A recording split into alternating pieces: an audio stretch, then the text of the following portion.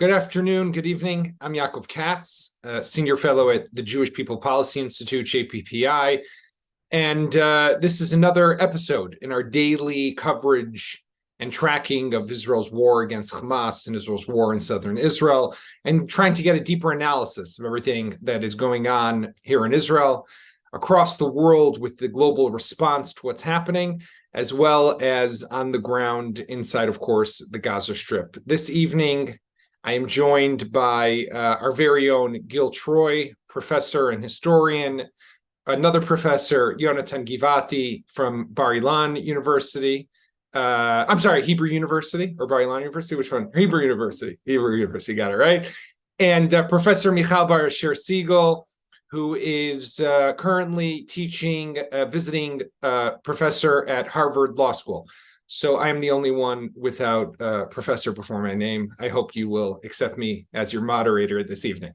We have a lot to discuss, and the reason we have this very prestigious group of academics is to discuss, obviously, the conflict, but really to take a look also at what's happening on campuses. All three, Gil, Michal, and Yonatan, have experience of teaching across the U.S. Michal is there now in Cambridge. And I think actually has a class not long away in about an hour time. So time is obviously of the essence. But before we get started, I did an interview earlier today. There's a lot of, obviously the ground offensive is the big news of what's happening right now on the ground. There's a lot of stories that are coming out. Dover Tzahal, the IDF spokesperson, said earlier and spoke about how there are fierce battles that are taking place inside the Gaza Strip. That leaves room for a lot of speculation of what exactly that means and what exactly is happening on the ground. But I spoke earlier today, just about an hour ago, with former Major General Avi Mizrahi. Avi was the commander of the IDF ground forces back in about 2010. Then he became the commander of the Central Command, Pikud Merkaz, in charge of all Israeli forces in Judea and Samaria in the West Bank. Today, he's the CEO of a drone company. You'll actually be able to see behind him are the different, well, not drones, really loitering munitions. Those are like missiles that can stay in the air for hours after hours and then land where they need to cause the damage that they need to. But we spoke about what's happening. What should we expect to be seeing in terms of the challenges that the IDF is facing and its ground forces are facing on the ground. So we'll listen to Avi, and then we will go to our panel to discuss different topic, what's happening on college campuses and what's happening around the world. So here is General Avi Mizrahi. General Mizrahi, it's great to have you with JPPI. Thank you so much for joining us. So you're a veteran IDF officer. You were the commander of the ground forces, commander of the Central Command in the IDF. The IDF is now operating inside Gaza. We know that there is some fierce fighting that's been going on specifically today, but situation is definitely complicated. What are the main challenges as you see it for the ground forces inside the Gaza Strip right now? First, let me comment on the October 7th. We were surprised. Unfortunately, we were surprised. And, in very decent words that we say that we didn't execute it as we were supposed to do. But this one will be investigated after the war. And I'm pretty sure that the people, at least the officers and the defense community, they will take the right decisions afterwards. Mm-hmm. Right now, they are concentrating on fighting and winning this war. And we have no other choice than winning this war. I'm a bit concerned about I would say, the words that has been said by the Prime Minister regarding that this is the Holocaust or this is our second independent war. Right. It's too far from that. I think it's weakened us in those kind of statements. We are much stronger than that. And it's not a second independent war. It was a messy day. It was very bad for us from all aspects, but it's not an independence war. We are strong enough with our army, with our society, with our economy, in order to overcome it. I'm also, I will take this moment to explain our audience in the outside of Israel in Jaffa, that in the diaspora, or whatever it's the name, I don't Diaspora is the word. Yes, you got it. Diaspora.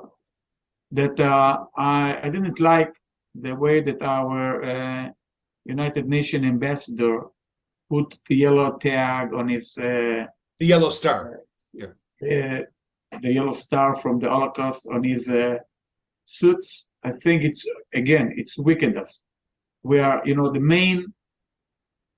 the main I would say difference between what happened during the World War II and right now, that we have our state, we have our army, and we are strong enough, and it will never happen again, and we stand for that. I know that what happens right now in Israel and in Gaza, it's causing a lot of problems outside, abroad of Israel, for the Jewish people, for the Jewish communities. Antisemitism is raising its head and things like that. So, Israel, strong Israel, is very safe for the Jewish people outside of Israel.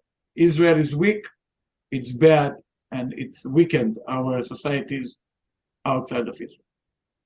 The Gaza, the challenges right now that our forces, the ground forces, by the way, I'm in Miluim right now, in the Southern Command, helping the divisions. I was over there helping them to do the planning for the ground activities. Mm-hmm. We got inside very strong by the design of the force, with the very, very much heavy platforms, with the survivability kit, which supposed to decrease our casualties. Still, we have casualties, and right now we do have casualties inside. It's hurting, but we have no other choice. The main challenge over there, that we are fighting in very condensed area, urban terrain, and underground tunnels. That is like the entire New York subway is underground of the entire Gaza Strip. Okay, just the size of it, it's like the size of the New York subway. Okay, everything is underground, and it gives you some challenges how to find the piers of the tunnels and how to destroy them. They've learned, the Hamas have learned from last time that we are identifying the pier of the tunnel, and they put IEDs of 50 kilos right now over there. Wow. So when we approach it, we have to be very careful. We have to see how we are going to deal with it, because there is some IEDs over there that can cause a lot of casualties in our side. So this is the main two problems when you are fighting in urban terrain and underground. And of course, I have to say it, we have 240 people, soldiers and civilians, babies and old people, women and men in the Hamas, that the Hamas captured on October 7th. And in our actions, we take in our consideration, if we do something, we are trying to make sure that there are no our hostage inside those areas. So it seemed that you were back in the IDF, and I think the last time that the IDF went in a very big way towards Gaza City was Ofer Tzukak, Cast-led back in 2009. And then they went in very fast, at a faster rate, to cross in the Gaza Strip and split it into half. And it seems this time, for example, they're going in a little slower. They're doing it at a slower pace than before. What are the advantages and disadvantages to moving at this pace as opposed to going quicker into the built-up areas? So I'm not sure that we are going slow. Sometimes, we prefer that to have some war fog about our activities and the way that we are doing it. And there are some reasons for that. I don't want the enemy to understand exactly where am I and what I'm doing. But certainly, we do not ask questions anymore.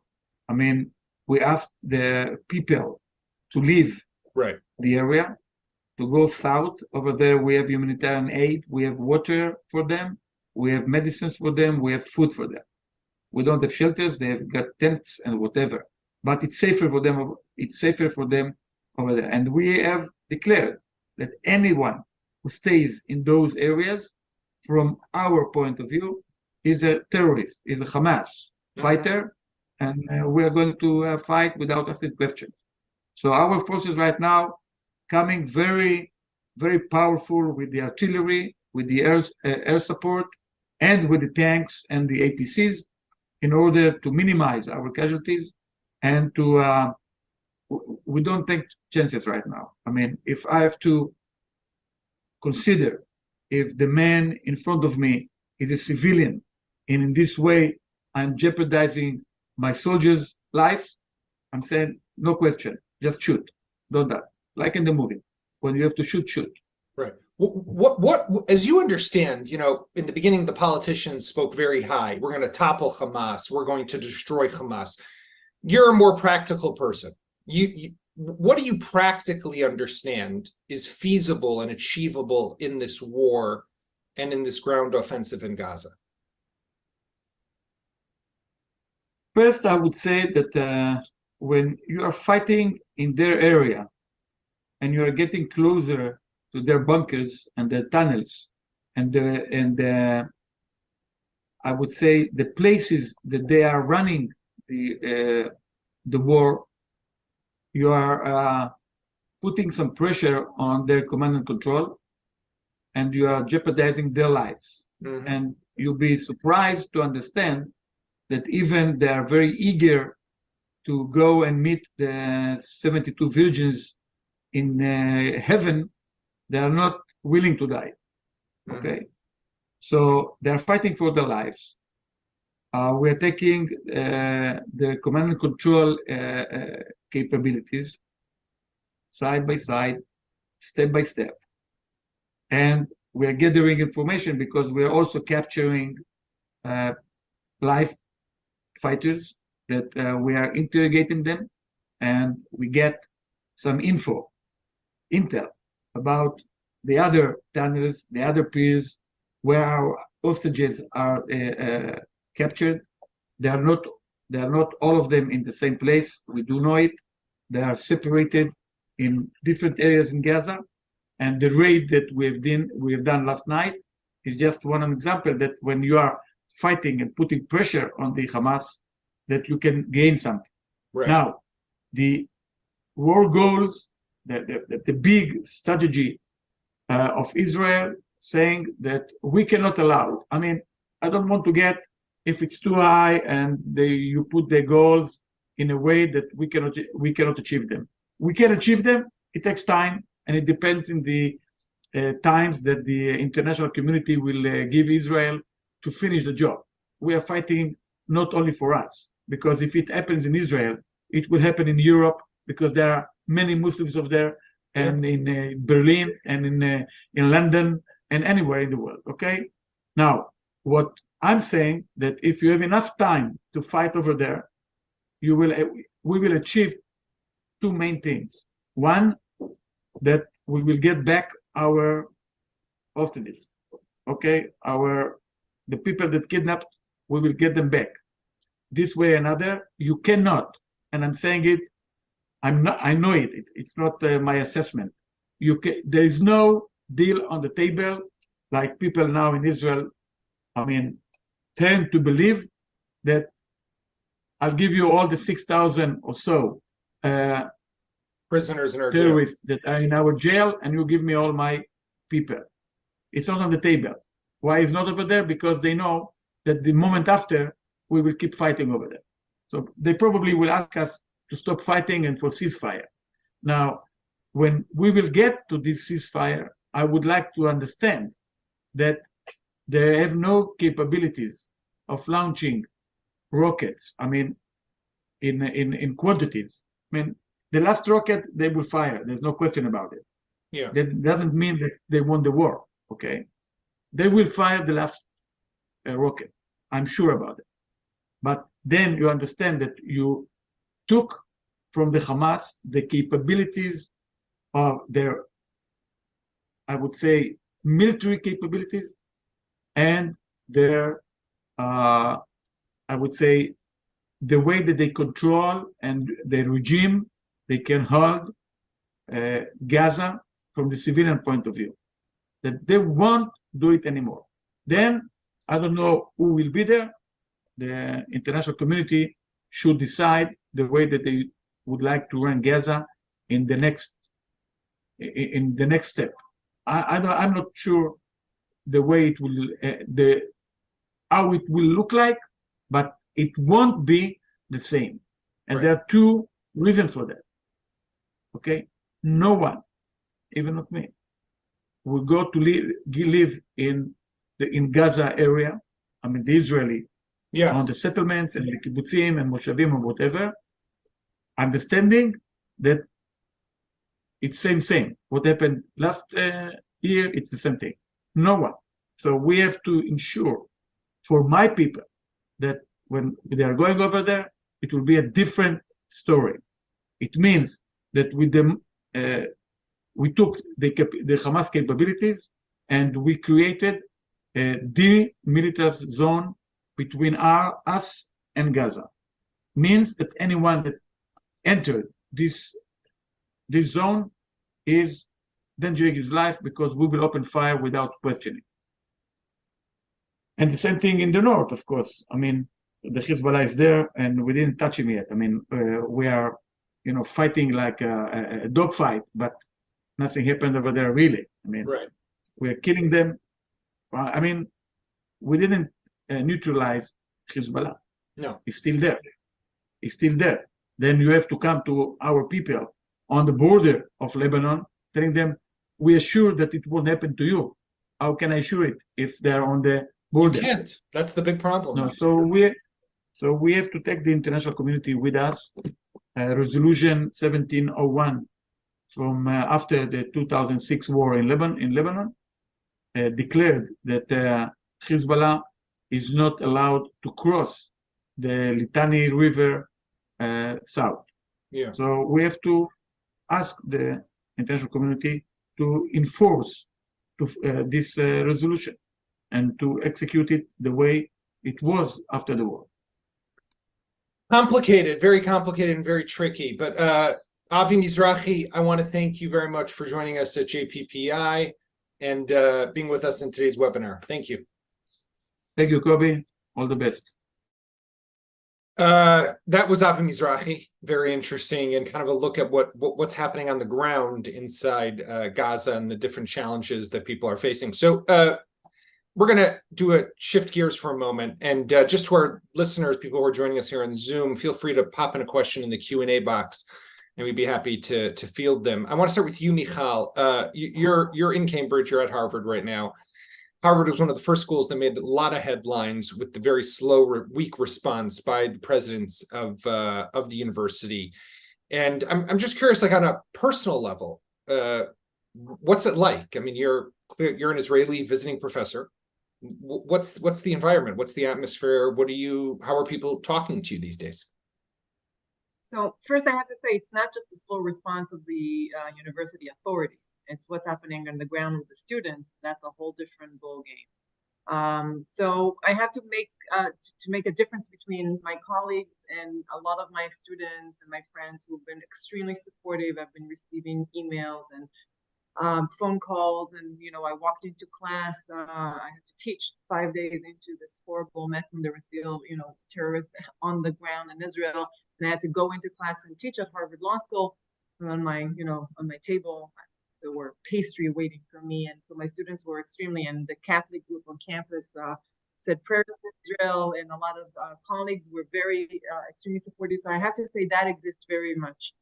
But Harvard is not an easy place to be here when this is happening.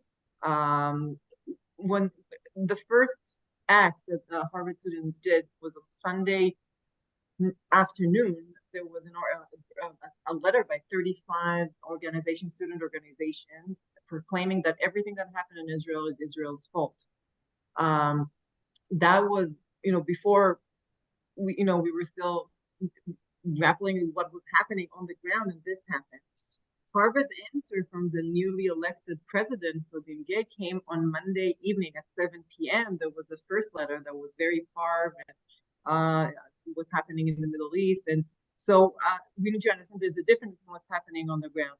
So the president has since issued a few statements, and she was very attentive and, talking to donors who pulled out and the Jewish community and the Hillel and the Chabad. So this is happening in terms of the administration, but on the ground, I have to say the atmosphere is very daunting. It's not easy. We have protests with hundreds of students walking from one room to another, yelling from the river to the sea, free Palestine. We had letters. The school. I'm a scholar of rabbinic literature. I do Jews and Christians, the first century CE. My colleagues at the Divinity School pulled a letter that was very, very one-sided and shockingly horrific in its one-sidedness. A lot of there was a die-in, students lying on the ground. There's signs everywhere. They take out the posters of the kidnapped kids. So the campus is very much into protest, and things are very heated at the moment. And I have to say, what bothered me the most is walking into class. In my class, I have mostly non-Jewish students at the Harvard Law School, but I have a few, and they looked shocked, shell-shocked, and scared, and realizing they were describing that they have students sitting next to them in class who signed those letters, who were protesting against them, and they find it extremely difficult. I've never seen students like that, the realization of what's happening on the ground. So and that's part of a larger, obviously, situation happening in other campuses as well. So not easy. It's definitely not an easy situation. Yonatan, I want to go to you for a moment. I mean, your PhD, I think you're right. You did your doctorate at Harvard in economics. You also spent time at the law school where Michal is teaching right now. You teach at I think an online course still in a college in the U.S. and spent time also in Chicago. I mean, maybe there was this. I saw this letter. And Gil, I think you'll probably want to say something on this as well after Yonatan of some Jewish day schools, which are starting to say, before we send our kids to your schools, we want to know what you're going to be doing to protect them. I mean, maybe the reality today is just, and this is maybe a terrible thing to say, but that just people who care about, who proudly wear their Jewish identity on their shirt,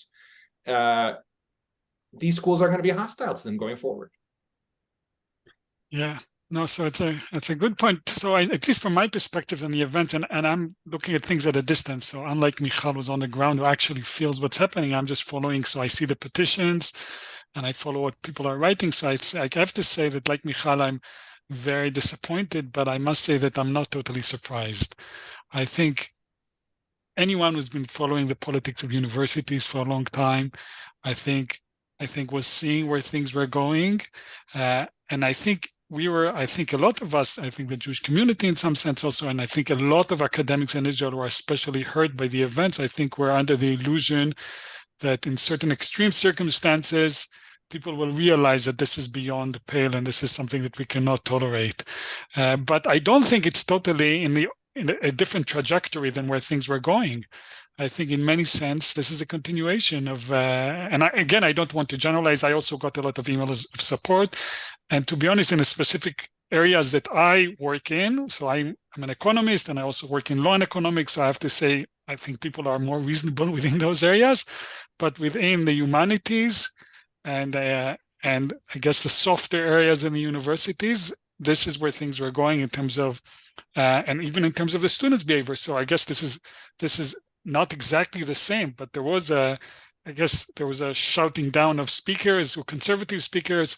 Again, it wasn't about Israel, but the idea that the student body has a very strong political views and they're not willing to let any other person present other perspectives, not to mention supporting people who are not aligned with their policies is not totally surprising. So I think it's disappointing, but I think this is where universities is going. And I think perhaps we have to reevaluate our perspective of the whole institution. I guess the idea that intelligent people are also moral beacons, beacons of morality, I don't think it's a necessary assumption. I don't think it holds true in reality.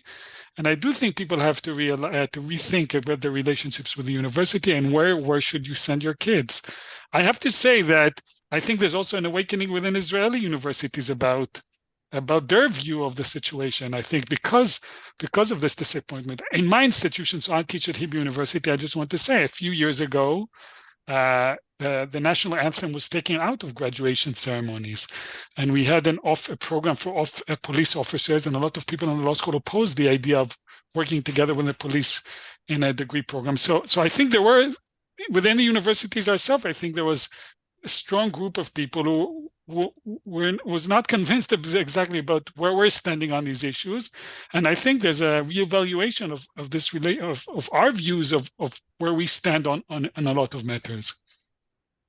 Gil, I mean, so this idea though that like put yourself for a moment in the shoes of an American Jewish parent right now whose kid is in 12th grade, I don't know where, or 11th grade, and has to start to think about junior, senior year, where are they going to go to school?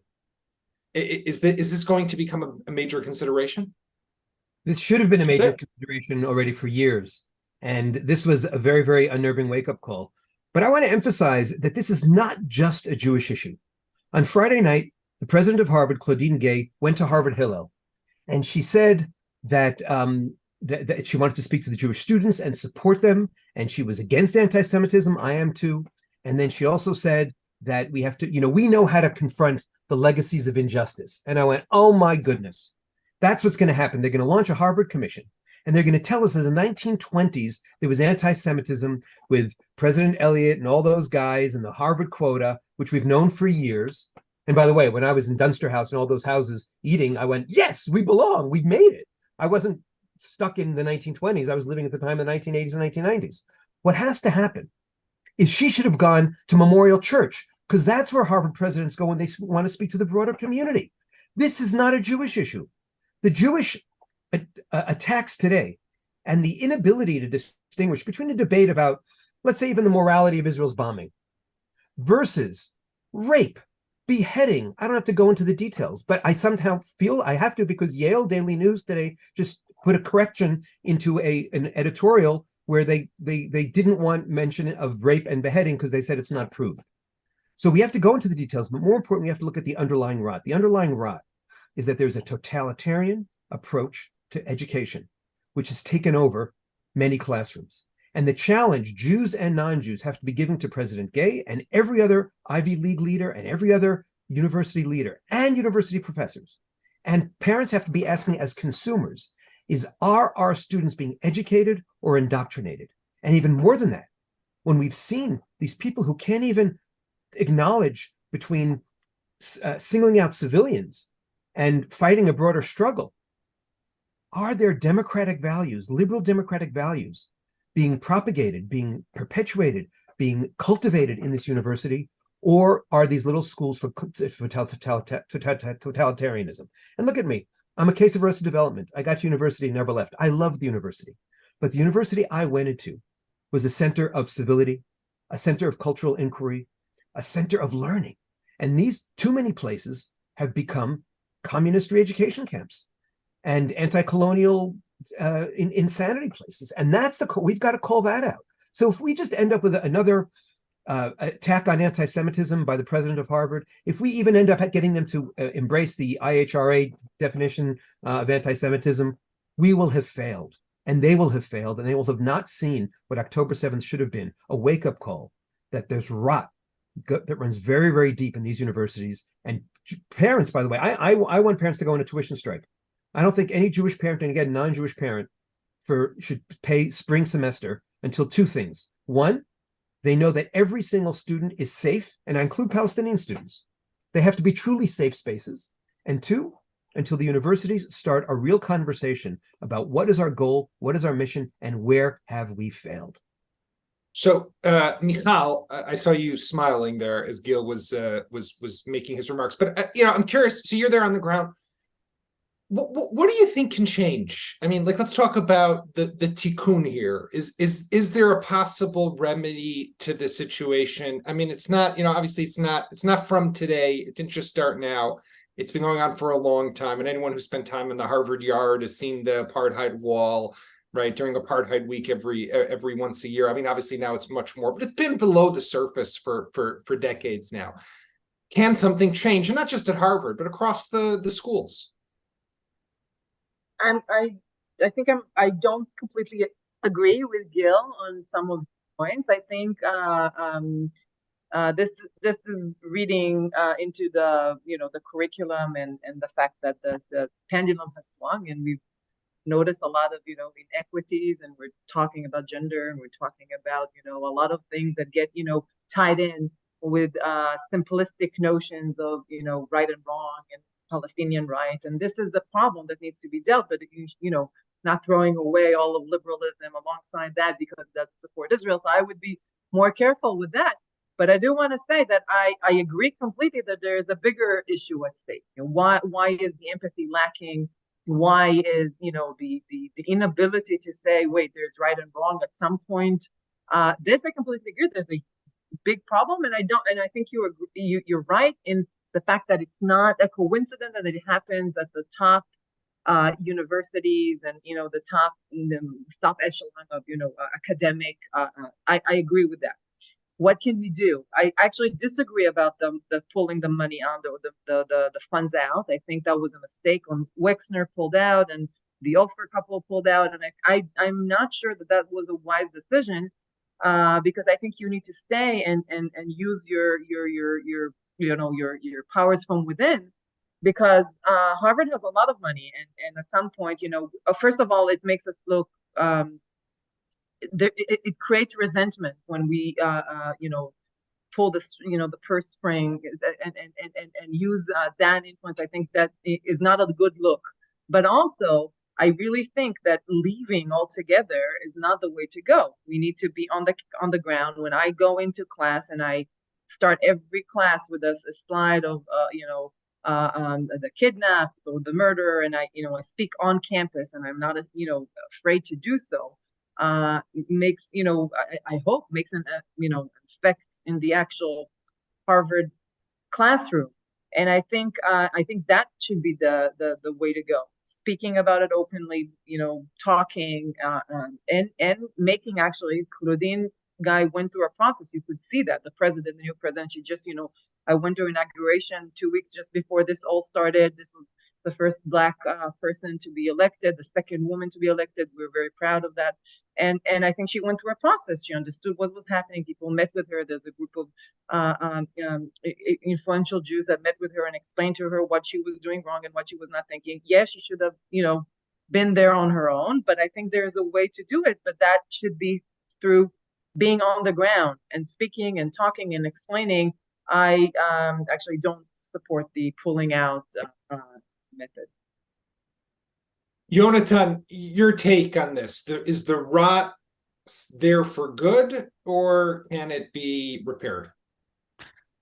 I think these are deep cultural trends, and I think it's very difficult for us to change them on our own. And the question is, how do you deal with this cultural trend? So in some sense, I'm not sure a single professor on the ground could change these deep cultural trends. I'm not even sure that pulling out the money will change these deep cultural trends. I think there's a trend within society, and we have to see how we cope with it. Again, given this trend, you have to think about what is the appropriate school that is right for your kids. Again, my sense is when I was around at Harvard, there were similar events. My sense is you have to remember, most of the students are not involved in these activities. Most of the people come to study. Most of the in places like the law school, most of the people want to get a job at the end. So I do think it's putting students in an uncomfortable position for some time. And the question is whether you could withstand it for the professional benefits that you might get. I think this change is particularly difficult within the American society, where universities serve such a strong signal on a job market, and it's very difficult to choose alternative institutions that don't provide such a strong signal. So I do think attempts should be made, but I do acknowledge the fact that it's very difficult. Listen, I have a colleague who's at Yale, professor at Yale Law School. He's trying to do things, and he's a tenured professor there, and he's trying to do, and it's very difficult. So I don't think, I think small changes could be made, small steps, but the idea that we'll see some dramatic change happening, given these deep cultural trends, I think is too optimistic. Gil, you wrote a piece just the other day also about, the feminist movement and the claims that have been made about the Hamas attackers who invaded Israel on October 7th and the rape that was inflicted and the attacks on many of the women who were taken. There was a video that I actually watched today of a testimony by one of the people who was at that Nova Music Festival, who said that while one of her friends was a Druze Israeli who was running a food stand there, later translated for her what the Hamas members were saying. They were saying, should we kill her? Should we kidnap her? Is she pretty enough to rape her? Should we rape her? And you were kind of calling out how there is this just hypocrisy, right? So it's not we're not seeing this only on college campuses. We're seeing this across what can only be described, right? I think, Jonathan kind of said this before, is just because somebody's smart doesn't mean that they are, the beacon of morality that we should be looking to in the world. But when it comes to a lot of this woke culture, what we're also seeing is just everywhere we look almost, right? We're the bad guys and we're the ones who are attacked.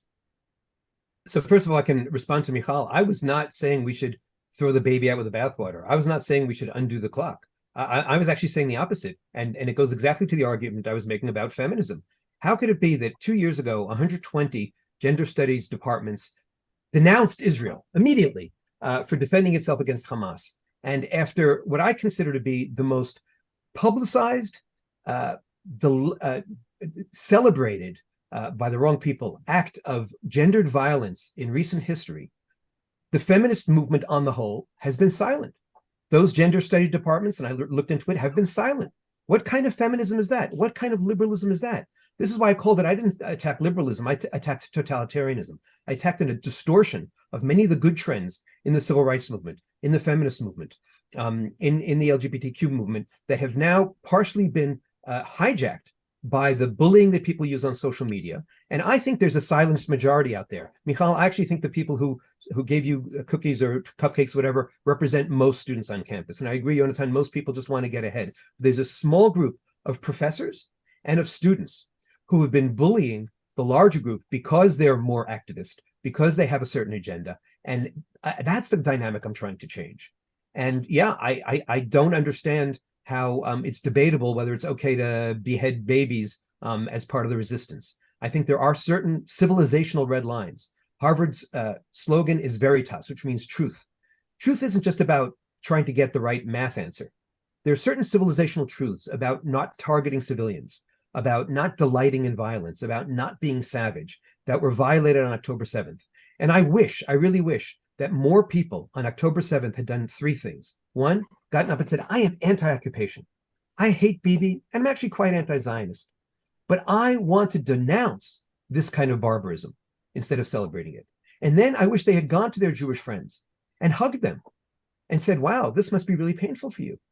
And then start a conversation about where Israel went wrong and contextualize events. But first start with a human and humanistic approach. And that's what's missing. And I wish that just, another declaration and the 1,000 Harvard alumni who signed that petition would work. Unfortunately, only once people like Bill Ackman, who in the past has given $10 million to Human Rights Watch, said, wait a minute, my money is being misused.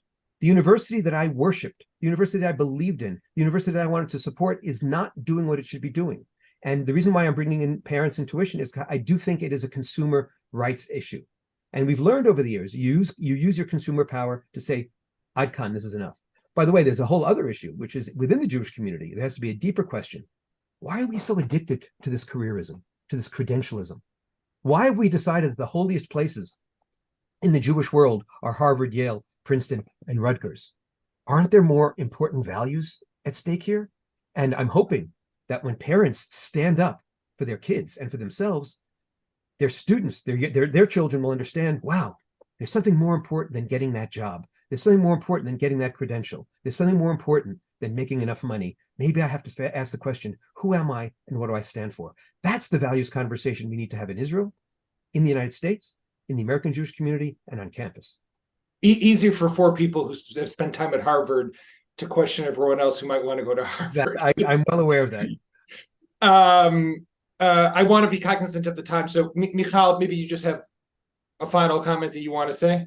I do. I actually want to join Gil in saying I think there's, and Jonathan as well, I think there is a wider trend here to consider. And I think that's, what's shocking to a lot of us is that the fact that it became this like a basket of ideas of what you support feminism and you support liberalism and support gender rights, etc. You would support Palestinian rights, which goes hand in hand, but without, there's a black and white thing. And then there's always going to be against Israel, no matter what don't confuse it with the fact. And Judith Butler is, an extreme example of that. And I think that's where we should, as a scholar of, in the humanities, I'm horrified by the lack of complexity, meaning the sense of there's this, if you belong to that group, this is your basket of ideas and you have to go by all of them. And this is where it gets scary because, there's no room for complexity. There's, even in the face of pure evil that doesn't work with anything, you have to stick to and that's not liberalism and it's not, humanistic approach. And with this, I think we agree.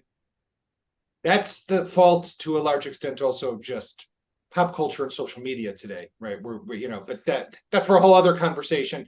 But I want to thank everybody for joining us. I want to thank Michal Bar-Asher-Siegel, Gil Troy, Jonathan Givati, and of course all our participants. You'll catch us again tomorrow here at our daily JPPI inside analysis of Israel's war against Hamas. In the meantime, prayers for a quiet evening. Thank you very much.